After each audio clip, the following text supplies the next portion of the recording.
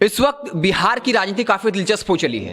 एक तरफ एनडीए के अंदर जेडीयू बीजेपी हम पार्टी और वीआईपी के बीच घमासान मचा हुआ है, तो दूसरी तरफ जो है महागठबंधन में आरजेडी और कांग्रेस एमएलसी सीटों को लेकर आमने सामने है। लेकिन उससे भी ज्यादा इस वक्त चर्चा जेडीयू की अंतर्कलह की खबरें सामने आ रही है। आपको बता दें कि आरसीपी सिंह और ललन सिंह के बीच जो मतभेद है अब वो खुलकर जमीन पर आने लगा है, खासकर उत्तर प्रदेश विधानसभा के चुनाव में। आपको याद होगा जब जेडीयू की राष्ट्रीय कार्यकारिणी की बैठक हुई थी, उस वक्त मंच पर ललन सिंह ने कहा था कि आरसीपी सिंह के रिश्ते जो है वो बीजेपी से काफी अच्छा है, इसलिए यूपी में जो जेडीयू और बीजेपी का गठबंधन होगा उसकी जिम्मेदारी आरसीपी सिंह संभालें।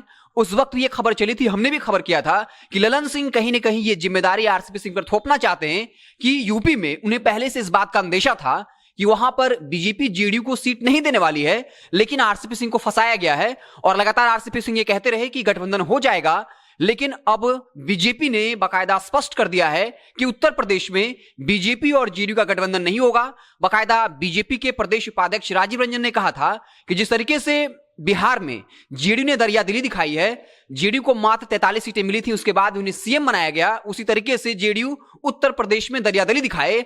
और अब इसको लेकर जेडीयू के राष्ट्रीय अध्यक्ष ने आरसीपी सिंह पर हमला किया और ये साफ तौर पे कह दिया था कि आरसीपी सिंह को जिम्मेदारी मिली थी, लेकिन वहां गठबंधन नहीं हो पाया। और अब उपेंद्र कुशवाहा ने भी एक बड़ा हमला किया और कहा कि ललन सिंह ने जो कहा है वो बिल्कुल सच है। अगर आरसीपी सिंह हमें बराबर यह आश्वस्त करते रहे कि उत्तर प्रदेश में जेडीयू और बीजेपी का गठबंधन हो जाएगा, लेकिन अंत में यह पता चला गठबंधन नहीं हो पाया, अगर हमें पहले से पता होता तो हम और अच्छे से तैयारी कर रहे होते। बता दें कि पहला लिस्ट जो है वो जेडीयू ने अपने प्रत्याशियों की जारी कर दी है और अब यूपी में जेडीयू वहां अकेले चुनाव लड़ने वाली है। और इसको लेकर अब ये चर्चा चल पड़ी है कि क्या आरसीपी सिंह को साइडलाइन करने की कोशिश है, क्योंकि आपको बता दें कि लगातार ये खबर चलती रहती है कि आरसीपी सिंह को नीतीश कुमार केंद्रीय मंत्री नहीं बनाना चाहते थे, बल्कि ललन सिंह को केंद्रीय मंत्री बनाना चाहते थे। और आरसीपी सिंह के बारे में चाहते थे कि वो जेडीयू का जो है संगठन का काम संभाले, जेडीयू का राष्ट्रीय अध्यक्ष रहते हुए। लेकिन यह कहा जाता है कि आरसीपी सिंह जो है अगुआ बनकर गए थे और खुद दुल्हा बन बैठे, और उसके बाद नीतीश कुमार से भी उनके रिश्ते तल्ख हुए हैं। और एक तरफ जहां लगातार ललन सिंह हो या आरसीपी सिंह हो, बीजेपी को अलग अलग मसलों पर घेरते रहते हैं, लेकिन आरसीपी सिंह चाहे वो विशेष राज्य का दर्जा हो, जातीय जनगणना हो,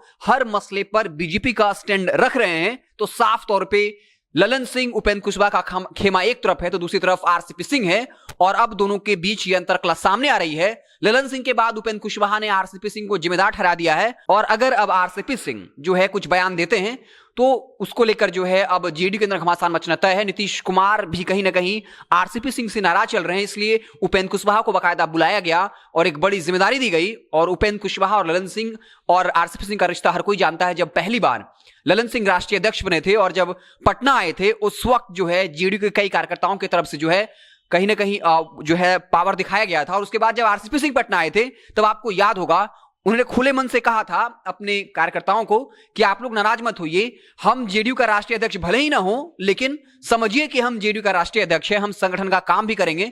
लेकिन वक्त के साथ ललन सिंह ने आरसीपी सिंह के एक एक करीबियों को जो है साइडलाइन कर दिया, उनका पत्ता गुल कर दिया। आपको याद होगा जो जेडीयू मीडिया सेल के प्रदेश अध्यक्ष थे वो आरसीपी सिंह के काफी करीबी थे, उन्होंने बकायदा इस्तीफा दिया और ये कहा था सोशल मीडिया पर, ये कहा था कि उन पर अतिरिक्त दबाव बनाया जा रहा था और इस वजह से उनके लिए काम करना जो है वो मुनासिब नहीं रहा। यानी ये कहा गया कि ललन सिंह के समर्थकों ने, उनके जो गुट के नेता थे वो कहीं ना कहीं जेडीयू के आईटी सेल के प्रदेश अध्यक्ष पर दबाव बना रहे थे।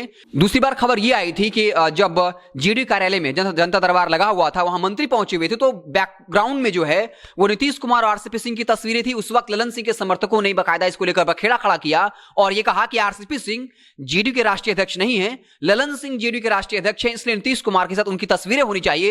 हालांकि उसके बाद जब मामला बढ़ा तब वहां से वो तस्वीरें हटा दी गई। हालांकि ललन सिंह की तस्वीर नहीं लगी, फिर सिर्फ सीएम नीतीश की तस्वीरें लगी, जिसके बाद साफ हो गया कि कहीं ना कहीं आरसीपी सिंह और ललन सिंह के खेमे के बीच जो है वो लड़ाई, अंदरूनी लड़ाई चल रही है। और उसके बाद ललन सिंह ने बाकायदा जितने भी आरसीपी सिंह के करीबी थे उनको एक एक करके साइडलाइन किया। और ये कहा जाता है कि जब आरसीपी सिंह जेडीयू के राष्ट्रीय अध्यक्ष थे, उससे पहले भी जब नीतीश कुमार राष्ट्रीय अध्यक्ष थे तो सिर्फ नीतीश कुमार नाम के राष्ट्रीय अध्यक्ष थे, आरसीपी सिंह सारा काम देख रहे थे। और उसके बाद ललन सिंह जैसे ही राष्ट्रीय अध्यक्ष बने, उसके बाद आरसीपी सिंह के एक कर्मियों को साइडलाइन किया गया। और आपको बता दें कि आरसीपी सिंह के बारे में कहा जाता है कि संगठन में 70 से 80% अपने लोगों को भर दिया था, लेकिन जब से ललन सिंह बने हैं वो लगातार आरसीपी सिंह के पर को कतरने का काम कर रहे हैं और एक बड़ा आरोप लगाया। पहले उत्तर प्रदेश में आरसीपी सिंह को जिम्मेदारी दी गई और अब दोषारोपण किया जा रहा है कि वो बीजेपी के साथ गठबंधन नहीं कर पाए और हो सकता है कि आने वाले वक्त में राज्यसभा की सीट खाली हो रही है। बात यह भी चल पड़ी है कि क्या आरसीपी सिंह को जिम्मेदार ठहरा करके उन्हें फिर से राज्यसभा नहीं भेजा जाएगा, और ऐसा होगा तो जेडीयू के अंदर फूट होनी तय है। हमारी नजरें इन तमाम खबरों पर बनी रहेंगी। जैसे ही कुछ नया अपडेट आएगा तो मुझसे आपको तलाह करेंगे। आप देखते रहें जनता जंक्शन। बहुत बहुत धन्यवाद।